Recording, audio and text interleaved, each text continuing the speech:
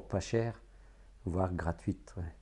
Donc quand on se démerdait bien, on arrivait à les enlever gratuitement, presque, bon, se faire payer pour les enlever quand même pas. Mais voilà, non mais c'est vrai que ouais, c'était la belle époque. Mais enfin, en même temps, d'un autre côté, c'était pas possible enfin, envisager de restaurer et vendre ces voitures, c'était complètement utopique, quoi. J'ai rencontré une personne qui est devenue un ami après, mais enfin, il est tombé un petit peu en admiration sur ma façon de faire et un jour il m'a dit je vais te vendre. Il me dit moi je suis passionné de DS aussi, il me dit j'aime ça, je roule avec ça tous les jours et ça sera une voiture de collection qui vaudra de l'argent. Il était visionnaire et c'est vrai, il était vraiment visionnaire ce mec et il stockait tout ce qu'il trouvait, des petites bagnoles pas chères ou qu'on lui donnait aussi, mais il ramassait quand même les beaux modèles, quoi, hein. Les belles Palace, les tableaux de bord Gégère, etc. Les cabriolets coupés. Et puis un jour, il m'a dit ben, je vais te vendre, Philippe. Il me dit ça t'intéresse, je te vends tout le lot. Alors voilà, et puis bon, je me suis saigné. J'ai ratissé les fonds de tiroir, j'ai vendu les quelques voitures que j'avais, j'ai fait un petit prêt à la banque, j'ai des copains qui empruntaient de l'argent aussi pour moi. Et puis j'ai acheté tout le stock, tout le lot. Et puis un petit peu à la fois, je les ai restaurés une par une.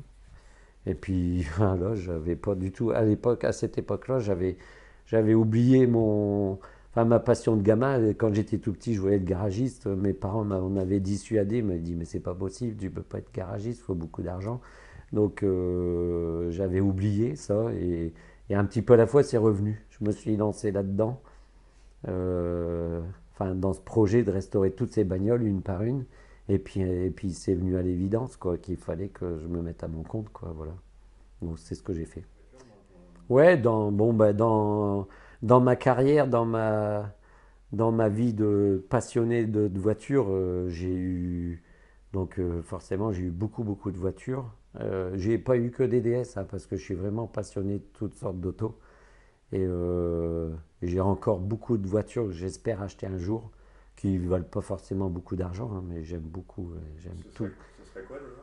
Tout et n'importe quoi. Je peux tomber en arrêt devant une Fiat 500, une 2 chevaux, j'ai vendu il n'y a pas longtemps une Lancia Fulvia Zagato. J'avais eu ça étant gamin. C'est que des souvenirs de môme, mais j'en avais eu une petite dans une boîte en carton. Quand j'étais gamin, je rêvais de ça. J'avais dit un jour j'aurai une Lancia Fulvia Zagato. Et à 50 balais, un jour je suis tombé devant une Lancia Fulvia Zagato, je l'ai acheté. Voilà, bon, je l'ai vendu il n'y a pas longtemps parce que ben, les rêves, au bout d'un moment, ben, c'est tout, c'est réalisé. Et je suis comme ça, j'aime bien changer. Mais donc tout ça pour dire que des DS, j'en ai eu, en 30 ans de carrière, j'en ai eu plus de 800. Et peut-être pas loin de 1000, je sais pas, je peux pas tout compter. Mais enfin, en tous les cas, ce qui est écrit dans mes cahiers, il y en a déjà 800. Et j'ai eu tous les modèles possibles, imaginables, toutes les variantes, tout ce qui a pu exister, j'ai tout essayé. J'ai tout eu, ouais. Je pense qu'il n'y a vraiment pas, peut-être une ou deux exceptions. Même dans la gamme Chaperon, j'ai eu beaucoup, beaucoup, beaucoup de choses, quoi.